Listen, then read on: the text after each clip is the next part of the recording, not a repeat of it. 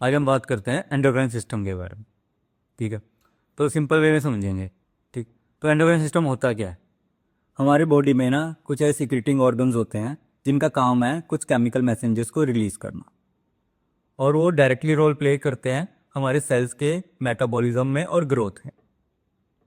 जो ये chemical messengers है ना, इनको बोलते हैं हार्मोन्स, और जो ऑर्गन इनको सिक्रेट करते हैं उनको बोलते हैं ग्लैंड्स। तो अब ना थायराइड के फंक्शन से हम समझते हैं कि ये पूरा एंडोक्राइन सिस्टम काम कैसे करता है। तो जब भी हमारी बॉडी में T3 और T4 के लेवल्स डाउन होते हैं ना, तो हमारे ना ब्रेन में हाइपोथैलेमस होता है, ठीक है, उसको सिग्नल जाता है। तो वो क्या करता है, कुछ ऐसे केमिकल मैसेंजर रिलीज करता है जिसको हम बोलते हैं TRH, like thyroid releasing hormone. और ये सिग्नल जाता है हमारे पिट्यूटरी ग्लैंड को। पिट्यूटरी ग्लैंड क्या है? इट्स अ मास्टर ग्लैंड, ठीक है, जो कि जितने भी अलग अलग ग्लैंड है ना उनको कंट्रोल करता है।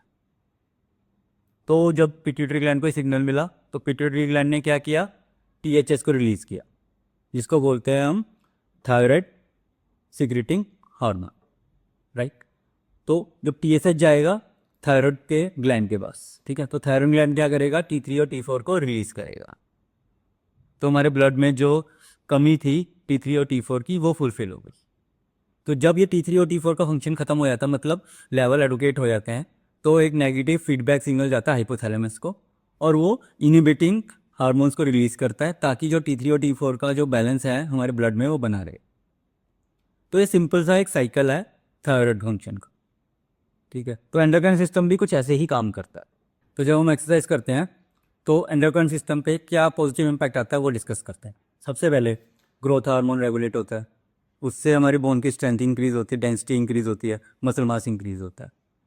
कोर्टिसोल लेवल रेगुलेट होता है, उससे हमारी बॉडी में जो स्ट्रेस है वो मैनेज होती है, हमें बेटर स्लीप आती है, ठीक है। हमारी बॉडी में फील गुड हार्मोन्स होते हैं जिनको बोलते हैं डोपामाइन, सेरोटोनिन, ठीक है, वो रेगुलेट होते हैं।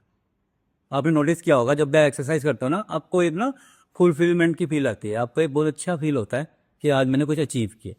वो यही हार्मोन्स हैं उसके लिए, ठीक है। उसके बाद इंसुलिन रेजिस्टेंस इंप्रूव होती है, हमारी बॉडी में जो शुगर के लेवल्स हैं वो डाउन होते हैं। टेस्टोस्टेरोन लेवल है जो वो रेगुलेट होता है, एंड्रोजन लेवल, एस्ट्रोजन लेवल वो रेगुलेट होता है। ये कुछ बेसिक से इंपॉर्टेंट बेनिफिट्स हैं एक्सरसाइज से। तो आजकल के टाइम पे जो लाइफस्टाइल इशू आ रहे हैं ना सबसे ज़्यादा वुमेंस को, वो आ रहे हैं हाइपोथायराइडिज्म और हाइपोथायराइडिज्म।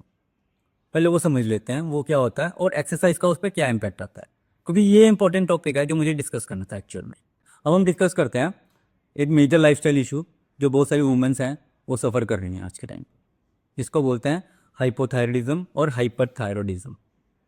पहले तो समझ लेते हैं होता क्या। देखो हाइपरथायरॉयडिज्म में क्या होता है, हमारी जो बॉडी का मेटाबॉलिज्म है ना वो बहुत ज़्यादा फास्ट होता है, ठीक है।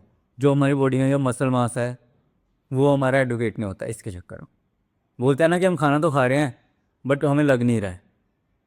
क्यों? क्योंकि हमारा जो मेटाबॉलिज्म है ना वो बूस्ट है। तो अब इसको हमें टैकल कैसे करें? अगर हम एक्सरसाइज करेंगे ना तो हमारा जो मसल मास है ना वो इम्प्रूव होगा, वो इंक्रीज़ होगा एक्चुअल में। ऑब्वियसली हमें डाइट तो लेनी है, प्रोटीन इंटेक भी हमारा एडुकेट होना चाहिए, बट जो हमारे मसल को स्टिमुलेशन मिलेगा एक्सरसाइज के थ्रू वो इंक्रीज़ होगा। तो हम जो मसल के लॉस को है ना वो अरेस्ट कर सकते हैं। अब दूसरा फेज कौन सा है? हाइपोथायराइडिज्म। अब उसमें क्या होता है, उसमें उल्टा होता है। जो हमारी बॉडी में जो मेटाबॉलिज्म है, सेल्स का जो मेटाबॉलिज्म है वो स्लो होता है, ठीक है। बोलते हैं ना कि हम हवा भी लग रही है हमें, हमारा वेट ही नहीं कम हो रहा, हमारा फैट परसेंटेज कम ही नहीं हो रहा, हम इतने एफर्ट डाल रहे हैं, सब डाइट कर रहे हैं, सब बहुत कुछ कर रहे हैं, मेडिकेशन भी चल रही है। तो इसमें जब हम एक्सरसाइज करेंगे और स्ट्रेंथ ट्रेनिंग करेंगे तो मसल मास इंक्रीज होगा अगेन। और मसल का क्या काम है, हमारी बॉडी का जो मेटाबॉलिज्म है उसको बूस्ट करना। तो जब मेटाबॉलिज्म बूस्ट होगा फैट रिड्यूस होगा बॉडी से। तो इन बोथ द केसेस ना जो हमारा मसल मास है ना वो इंपॉर्टेंट रोल प्ले कर रहा। तो हाइपोथायरिज्म में, हाइपरथायरॉयडिज्म में, दोनों में ही एक्सरसाइज का, स्पेशली स्ट्रेंथ ट्रेनिंग का बहुत इंपॉर्टेंट रोल है। तो ये मेरा सिंपल सा मैसेज है सारी वुमेंस के लिए कि प्लीज़ जो भी ये लाइफस्टाइल इशू सफ़र कर रहे हैं ना, इससे सफ़र कर रहे हैं लाइफस्टाइल इशू से, please start doing strength training from today on, और अपना प्रोटीन एडुकेट रखो। कोई भी डॉक्टर आपको ये बोल रहा है कि आप स्ट्रेंथ ट्रेनिंग मत करें, आप प्रोटीन मत लो, ठीक है, तो चेंज योर डॉक्टर। लेकिन आजकल के जो डॉक्टर है ना वो बहुत इंटेलिजेंट है, ठीक है, दे नो देयर जॉब, तो कोई भी आपको ऐसे एडवाइस नहीं करेगा। और प्लीज़ इस केस में ना, कोई भी मेडिकल केसेस होते हैं, एक्सपर्ट की एडवाइस लीजिए, ठीक है। एक्सरसाइज के बारे में कुछ पूछना है हमने या न्यूट्रिशन के बारे में कुछ पूछना है, तो एक प्रोफेशनल को आप कंसल्ट कर सकते हो, आप मुझे कंसल्ट कर सकते हो। मेडिकल इश्यूज़ हैं तो आपको पता है कि आपके कौन से डॉक्टर है, आप उनको कंसल्ट कर सकते हो, ठीक है। तो नेक्स्ट टाइम हम बात करेंगे, जब हम एक्सरसाइज करते हैं तो डाइजेस्टिव सिस्टम पे क्या पॉजिटिव इम्पैक्ट आता है।